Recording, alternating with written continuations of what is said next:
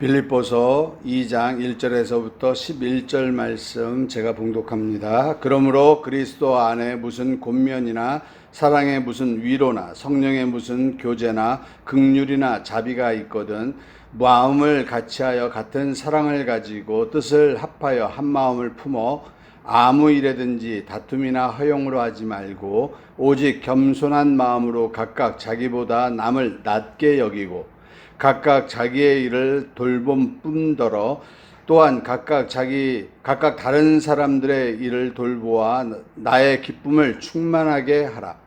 너희 안에 이 마음을 품으라. 곧 그리스도 예수의 마음이니 그는 근본 하나님의 본체시나 하나님과 동등됨을 취할 것으로 여기지 아니하시고 오히려 자기를 비워 종의 형체를 가지사 사람들과 같이 되셨고 사람의 모양으로 나타나사 자기를 낮추시고 죽기까지 복종하셨으니 곧 십자가의 죽으심이라.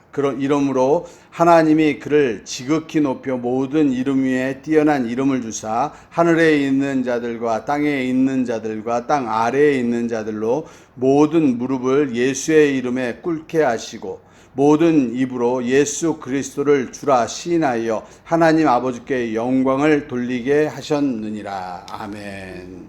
그리스도의 예수의 마음을 품으라 라는 제목으로 은혜를 나누고자 합니다. 그리스도의 예수의 마음을 품으라, 그리스도의 심장을 가지라. 이게 너무나 많은 설교가 있을 거예요. 그런데 오늘 이 말씀을 전하는 것은 정말 우리 사람들이 무슨 마음으로 세상을 사는지 한번 돌아보고 싶었던 마음이 있었어요. 우리는 우리보다 나이 드신 분들을 이렇게 돌아보면서 그런 생각을 합니다. 참 미련해. 어떻게 사람들이 저럴까라고 생각을 합니다.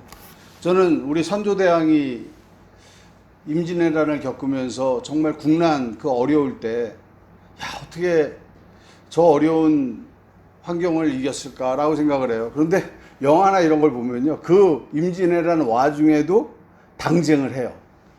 정치 싸움을 해요.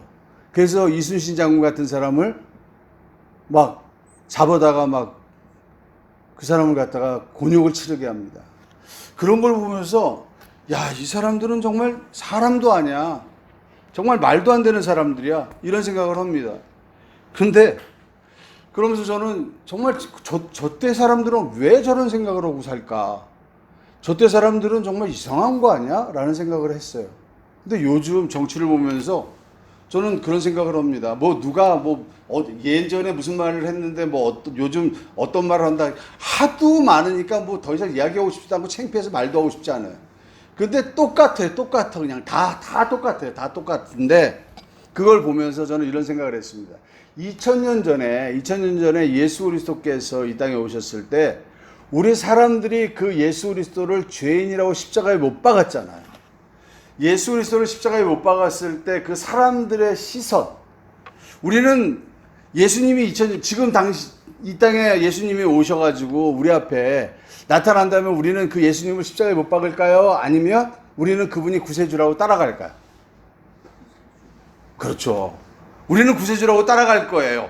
라고 이야기할 거예요. 그런데 2000년 전에 그 사람들의 시선이나 우리가 그때 당시에 태어나서, 아니 지금 예수님이 이 땅에 오셔서 우리 앞에 있다면 우리가 그분을 정말 구세주로 바라볼 수 있는 시선이 있을까요? 내가 그분을 정말 하나님의 눈으로 하나님의 생명이라고 바라볼 수 있는 시선을 내가 가지고 있을까요? 저는 없다고 봅니다. 왜? 사람은 죄인이에요. 사람은 죄인이에요.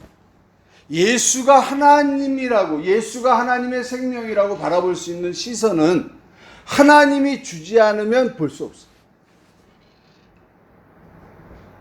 이게 중요합니다. 하나님이 주지 않으면, 하나님이 우리에게 허락하지 않으면 예수가 하나님이라는 걸 바라볼 수 없고요. 예수가 하나님이시기 때문에 우리의 구주라는 걸 바라볼 수 없었을 거라는 거예요. 그러니까 예수님의 제자들이 3년 반 동안 예수님을 따라다니면서 그 많은 이적과 표적을 봤으면서도 예수님이 십자가에 못 박혀 돌아가시는 그 순간에 그들은 도망칠 수밖에 없었던 거예요. 왜? 메시아라고 바라볼 수 있는 시선이 그들은 없었어요. 그래서 도망갔어요. 그리고 예수님이 나타났어요. 그리고 나타나서 부활하신 나타났어요. 그리고 그들에게 보여줍니다. 자, 내가 나타났다. 이제 나를 따르라라고 했어요. 근데 계속 따라옵니까? 아니면 또 도망갑니까? 또 도망가요. 그들의 힘으로는 예수님을 따라갈 수 있는 힘. 아니, 힘보다는 뭐가 없어요? 바라볼 수 있는 눈이 없었다.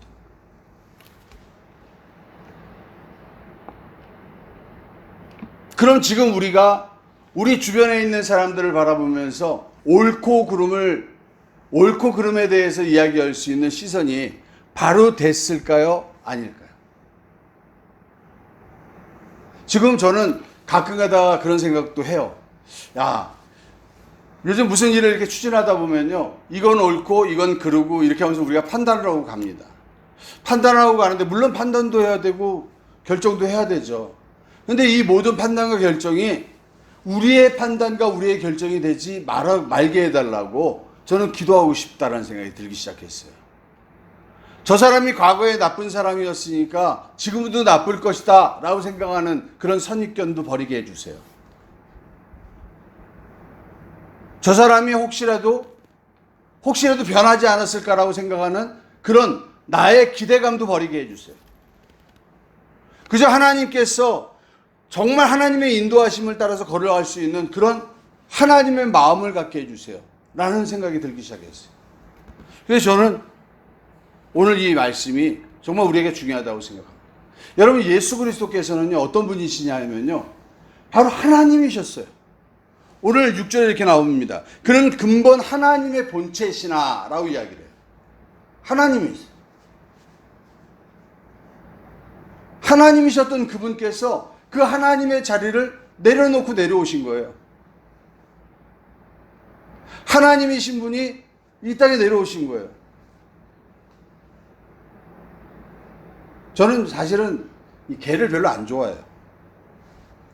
개를 안 좋아하는 게, 저는 개를 갖다가 그냥 개는 개여야 된다고 생각하기 때문이에요. 근데 개를 좋아하시는 분들은 개는 가족이라고 생각해요. 그래서 저는 가만히 생각을 해봤어요. 개는 가족이다. 근데 그분의 생각이 잘못됐다? 아니요. 생각이 제가 바뀌기 시작했어요. 맞아. 아, 개는 가족이라고 생각할 수 있겠구나. 그래서 개는 가족이라고 생각을 하기 때문에 그 강아지를 예뻐하는 거예요. 그 아이가 우리처럼 똑똑하고 혼자 살 수 있고 혼자서 모든 걸 다 할 수 있으면 우리가 돌볼 이유가 있어요, 없어요? 없어요. 그 강아지를 데리고 나가서 산책을 하는데 그 강아지가 왕 물어가지고 주인의 손을 막 물더라고요. 근데 나 같으면 그 강아지 어떻게 할 것 같아요? 때리고 버릴 것 같아요, 그냥. 근데 그 사람들은 그 상처가 난 손을 치료하면서도 그 강아지를 돌봐요. 그래서 제가 생각을 했어요. 저분들은 뭐다? 아, 이 개를 돌보는구나. 저 개가 부족하니까 그 개를 돌보는구나. 이런 생각을 하기 시작합니다. 아, 저는 거기에서 이 섬김, 돌봄이라는 게 뭔지를 알기 시작했습니다. 여러분, 우리가 세상에 있는 사람들을 돌보려고 한다라는 그 마음을 갖지 못한다면, 우리는 세상 사람들과 내가 동등하다라고 생각한다면 우리는 그 사람들과 나는 경쟁 상대여야 돼요. 이해되십니까? 경쟁하려는 상대로 사람들을 대하기 시작하면요, 우리는 그 사람들을 돌볼 수 없습니다. 어떻게 돌봐요? 저 사람이 나를 죽일 수 있는데. 그런데 저 사람을 돌볼 수 있는 연약한 존재예요. 그래서 저 강아지가 나를 해코지하고 나를 물고 나에게 상처를 줘요. 그래서 내가 아파요. 그런데도 그걸 참으면서 내가 돌볼 수 있다는 건 내 가족이고 내 식구이기 때문에. 그리고 내가 그 일을 감당해야 되기 때문에 그걸 하는 겁니다. 오늘 하나님께서는요, 하나님께서 이 땅에 누구를 보내십니까? 예수 그리스도를 보내신 이유는 뭘 하기 위해서? 이 땅에 있는 하나님의 자녀들을 뭐 하기 위해서? 돌보기 위해서. 돌보기 위해서 이 땅에 오셨다고요. 돌보기 위해서 이 땅에 오셨는데 그 과정에 필요한 거예요. 하나님의 보좌를 내려놓으셨어요. 이 땅에 그냥 낮은 자세로 오신 거예요. 그래서 이 땅에 낮은 자세로 왔기 때문에 사람들이 자기에 대해서 알지 못하고 자기에 대해서 십자가에 못 박고 자기를 막 채찍질하고 자기를 못 박고 해도 그분은 뭐 한 거예요? 자기를 물어요. 자기를 힘들게 해요. 그래도 그는 어떻게 해요? 아파요. 힘들어요. 그런데 그들을 사랑합니다. 죽음 속에서도 사랑합니다. 왜? 그들을 돌봐야 됩니다.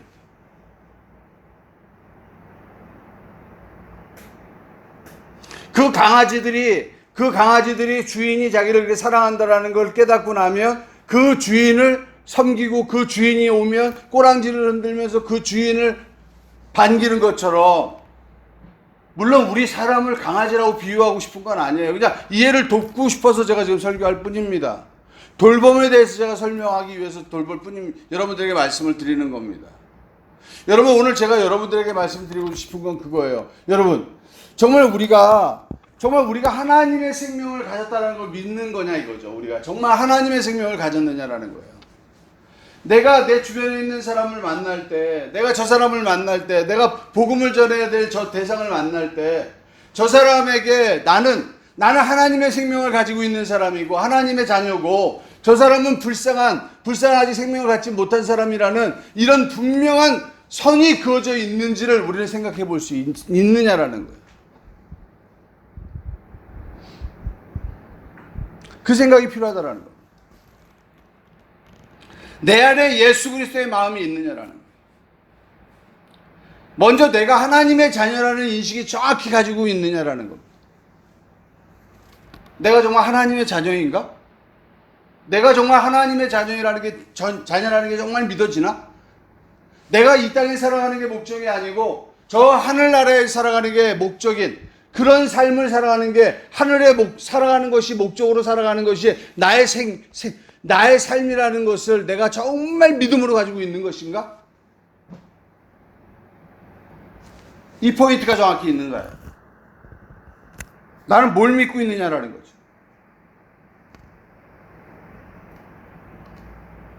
내가 정말 하늘의 소망을 두고 있고 하나님의 살아계심을 믿고 있고 나의 이 땅에서의 모든 삶이 하나님의 인도하심을 믿고 있다면 이 땅에서 벌어지고 있는 모든 아픔도 하나님께서 나에게 허락하신 일이고 그 일을 내가 감당할 수 있기 때문에 하나님이 허락해 주신 것이라는 것을 내가 인정한다면 나는 그냥 겸허한 마음으로 내가 내 손이 잠깐 그 강아지에게 물렸다 할지라도 아파서 아야 라고 소리를 지를 수밖에 없지만 피할 수밖에 없지만 안 아픈 거 아니에요. 아파요. 그렇지만 그 손을 뺄 수밖에 없지만 나는 그 사람을, 나를 아프게 하는 그 사람을 때리기보다는 그 사람을 돌볼 수 있는, 그 강아지를 내쫓아버리는 것이 아니고 그 강아지를 위로할 수 있는 그런 마음을 가지고 있느냐.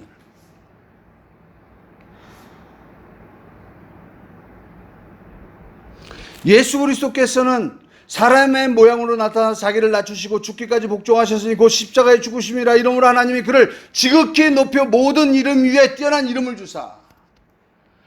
예수 그리스도의 마음을 우리에게 허락하셔서 너희가 예수님이 이런 마음을 가지고 이 땅에 온 것처럼 너희들도 하나님의 자녀가 된 것을 너희의 마음에 가지고 이 땅에서 하나님의 마음으로 이 땅에서 사람들을 돌보고 그렇게 한다면 내가 예수에게 줬던 그 권세를 너에게 주겠다라는 거예요.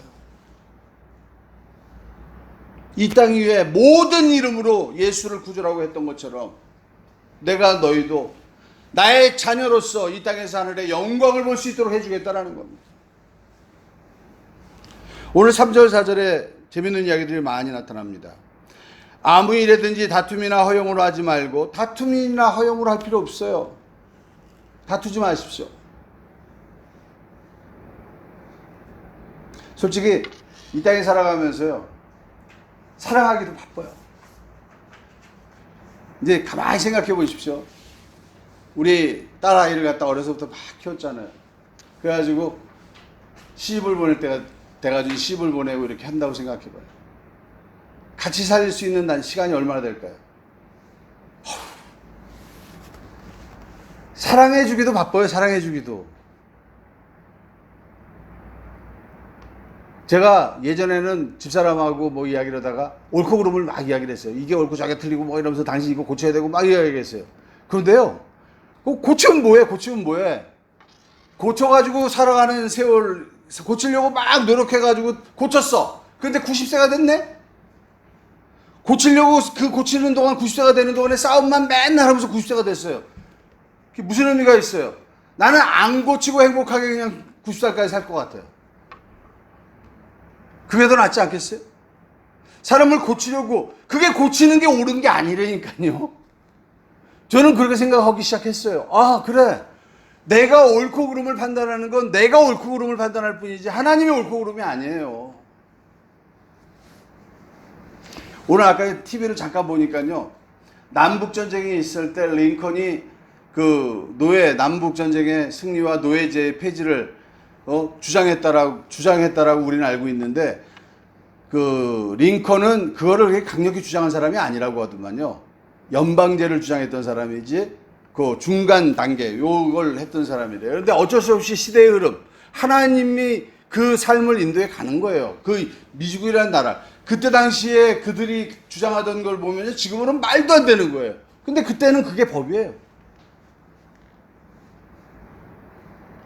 지금 우리가 생각할 때 여러분, 사실 지금 모르겠어요. 뭐 성평등 무슨 뭐 이런 거 우리가 반대하고 막 이러는데, 지금 사실 한 10년, 20년 후에는요, 그걸 왜 우리가 왜 반대했는지에 대해서도 지금 웃을 수도 있어요. 또 그게 왜 그렇게 조항을 만들어야 되는지에 대해서, 이거 가지고 왜 싸웠는지에 대해서도 솔직히 좀, 그게 뭐 그렇게 중요한 건데. 여러분들 옛날에 1983년도인가 그럴 거예요. 통행금지가 해제될 때, 전 세계에서 통행금지 있는 나라가 그렇게 많지 않거든요. 그런데 우리나라에서 통행금지가 해제될 때, 우리가 통행금지가 해제되면 우리나라 큰일 나는 줄 알았어요. 통행금지 해제되고 나면요, 매일 밤마다 아주 그냥 광란의 밤이 벌어질 줄 알았어요. 제가 기억하기는 한 일주일 그랬어요. 한 일주일. 그러고 나서는 그 다음부터는 너무 평온합니다. 범죄는 무슨 범죄. 그냥 조용합니다. 그냥 우리의 우려와 우리의 걱정일 뿐이에요. 아무것도 필요 없어요. 그래서 저는 다툼이나 허영, 그런데 시간 보내지 마세요. 오직 겸손한 마음. 여러분들 이 겸손한 마음이 제일 중요한 것 같아요. 내가 저 사람보다 낫다. 내가 조금 나아. 이렇게 생각하지 마세요. 그냥 내가 가장 낮은 자야. 왜? 나는 하나님의 자녀야. 그런데 나는 뭐 하려고 왔어? 가장 낮은 대처에서 저들을 섬기려고 왔어. 라고 내 마음을 굳히세요. 그리고 사람들을 뭐 어떻게 여기라고요? 각각 자기보다 남을 낮게 여기고 높이란 말이에요. 저 사람이 나보다 나은 부분이 분명히 있어요. 분명히 있어요. 그 부분을 찾아보세요.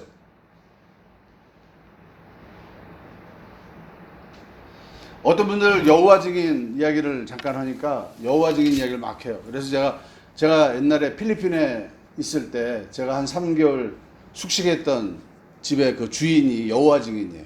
근데 제가 겪었던 여호와 증인에 대해서 말씀을 드려볼까요? 인간의 삶으로 보면요, 여호와 증인들처럼 정직하고 착한 사람이 없습니다.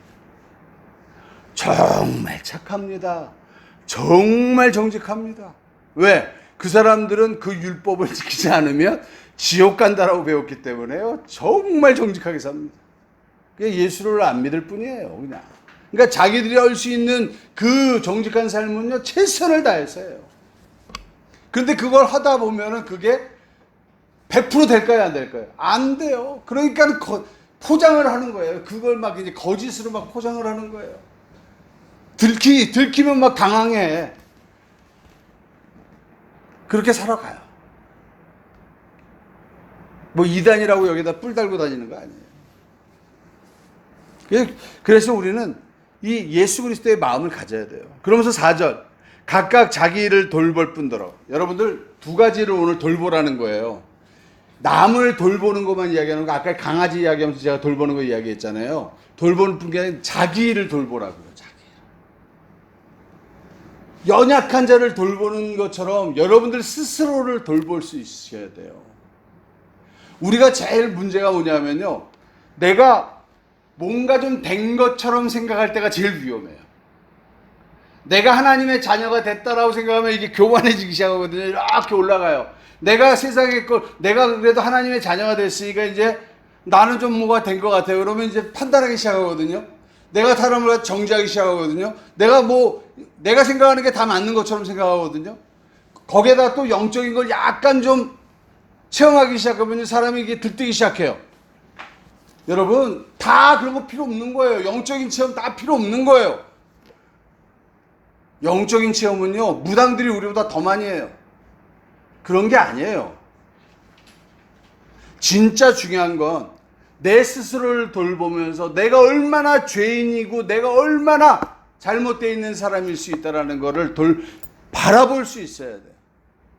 그리고 또 뭘 할 줄 알아야 됩니까? 각각 다른 사람들의 일을 돌보아. 각각 다른 사람들을 돌보는 게 아닙니다. 다른 사람들의 일을 돌봐야 돼요.